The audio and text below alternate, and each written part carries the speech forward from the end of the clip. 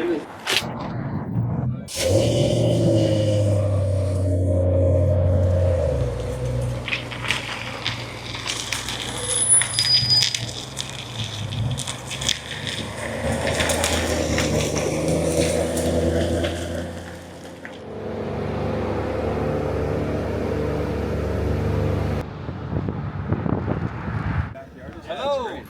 Uh-oh. Cody started. Hi, Cody!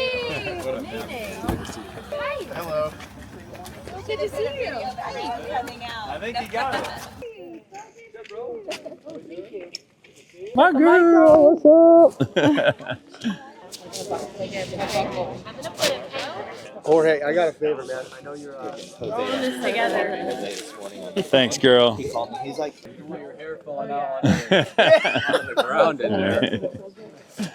There we go. There we go. skim these steps for the French doors. Good morning. Good morning. So this one's not like wildly educational, and the reason it's not is because we could literally be out here for an hour, just here. So what I think we can do here is I'll speak to the property just a little bit. There's a few lessons to take away from this. We bought this house for $1.9 million. I have a partner on it who put up 100% of the money. I'm so blessed and have graduated from having to partner with people. But at the time when this opportunity came to me, my debt service was at about $40,000 a month. And I was like, I don't really want to be at $60,000 a month. The pressure was high. And that's the big thing about how I try to run my business is safety first. People think I'm like this crazy investor that's gambling and taking chances, and that's like the complete opposite. I think if a lot of you have sat with me and seen how I analyze properties, I'm the opposite of that. I'm actually very conservative. Anyway, so in exchange for bringing on that investor, he put up 100% of the money, charged 5% on the money instead of 10, and the deal is 50-50. So when it sells, if we lose $1 million, he has to write a check for $500,000. I got to write a check for $500,000. If we make $1 million, I get half, he gets half. Okay, so it's 50-50, up and down. Some people, I often hear this, and I think it's the wrong type of thinking. Is people are like, why do you have an investor? You're just giving him half of your money. To me, that's very shallow, amateur thinking. You're not seeing the bigger picture. The opportunity wouldn't have existed had this gentleman not shown up with $2.7 million in cash. This isn't hard money. This isn't Chiavi. He wrote a check for $2 million and $675,000 for the renovation. All right, so we bought it for 1.9. I called the agent on this, and the agent led with the following. You know it has a water easement in the backyard and you can't put a pool in it, right? So how many people did he say that to that didn't know how to reverse the water easement? That's the takeaway here, is those water easements can be reversed.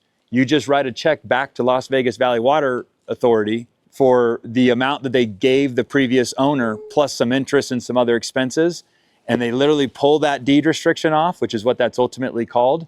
It's an easement, but it's a deed restriction that lives with the property forever. And they pull that off, and you don't have that anymore, and now I can build a pool.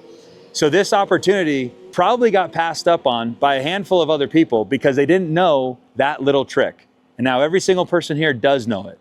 So when your buyer goes to buy a home, let's call it a Mountain's Edge home, and they want to put real grass in for their dog and their kids, and it shows up with an easement, you don't have to cancel the deal. You can now go back to the seller and ask the seller, would you be so kind and credit that back and unwind this thing? And the best part is that this can all be done simultaneously with the closing. It was for me. So this wasn't something that, and if you have the proper title company, that's the other thing about having good title reps, is I called Courtney and I said, Courtney, can you do this all for me? I know it can be done. Can you do it for me? She goes, done. She drafted everything, invoiced me. We recorded. She got all the paperwork teed up. I signed everything prior to closing, and boom, boom, boom, boom, it was gone. Okay? That's the first thing. We found an opportunity that money could fix. I don't buy any real estate that money can't fix. Next thing, black eye, right? All this traffic right here. Fucking golf carts and shit, and driving by, and then the parking lot in the back right corner. You guys are gonna see this in its finished product, but before, you walked back there, and if Kitty was getting a cocktail at the bar, I could wave to her at the country club. You know, I'm not kidding. Like it was blaring, turned off a lot of people. Creativity outpaces negative things. So I said to myself, we'll just build a fucking outdoor kitchen in this corner, outdoor covered patio place. And instead of this being a golf course lot, I'll advertise it as a view lot. Because to me, there is still a view. Once you put those trees up, as you'll see, the rest of the view is no house, it's the mountain, and it's all vegetation. If you're on the golf course at Alcova, it went golf course, house. So 50 houses are looking into your backyard. So to me, this was still an opportunity to buy it because it was a great view lot. All right, so 1.9, $675,000 into it. We have a partnership. I believe this house was probably, I was gonna list it at 4.2. I believe I probably would have sold it for 4.1 to 4. We have a buyer at 3.8. Something else to keep in mind with this, please, after you. Can we give him a round of applause for showing up with a baby and not saying, oh, I can't come because the kid's sleeping or whatever excuse that, parents make. So I could chase the extra money, but we got to remember, I only get half.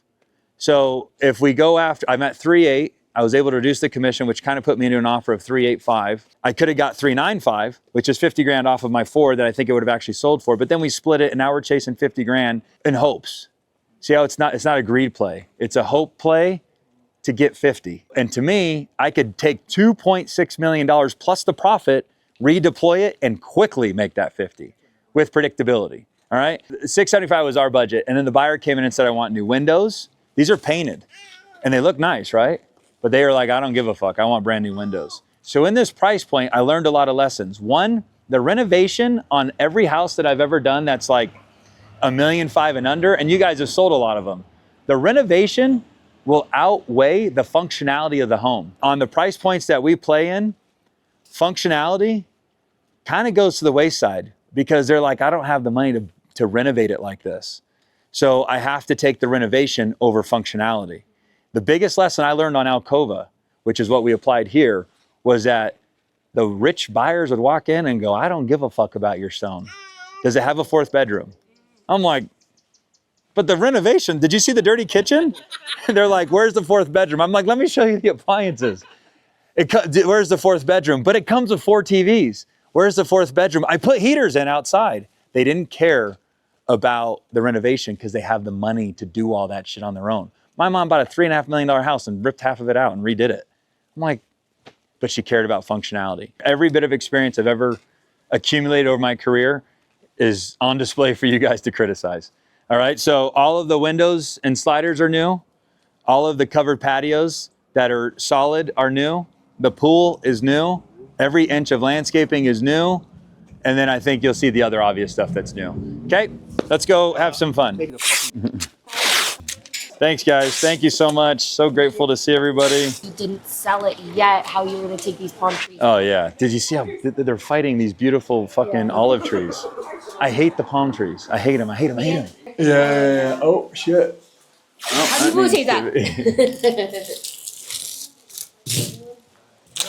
Right?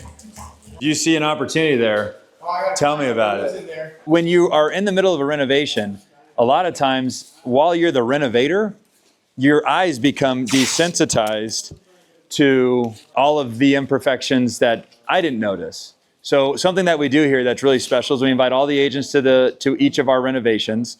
They have an opportunity to create content, but they also are adding value to me by bringing a fresh set of eyes into this property and identifying things that I just have missed. So what it does is it just ensures that there's multiple sets of eyes on my product before it goes to market. So really what we're doing is we're just trying to find any imperfections that a buyer or anybody else would find needing attention. And so that's our focus here. So that's the blue tape. Over here, come on, I'll show you. This one we all missed this. He goes, is there one that sticks out to you? I don't know how, but there you go. Here's a great example. So The paint or? yeah, the paint. Like, how did we not paint the freaking around the lights? So see, I'm not perfect. So all this just needs to be hosed down. This is just dirt. All right, good morning, guys. We're here at Morning Grove. We're doing our blue tape inspection right now. And I think I got a little something. Check it out. We're going to do our walkthrough. We're looking for the little things like this. We got a little chip paint right here, guys. Nothing too crazy, but this is what we do these walkthroughs for. All right, 11527 Morning Grove. Went with kind of like a French modern design here. Blew out all these French doors to match.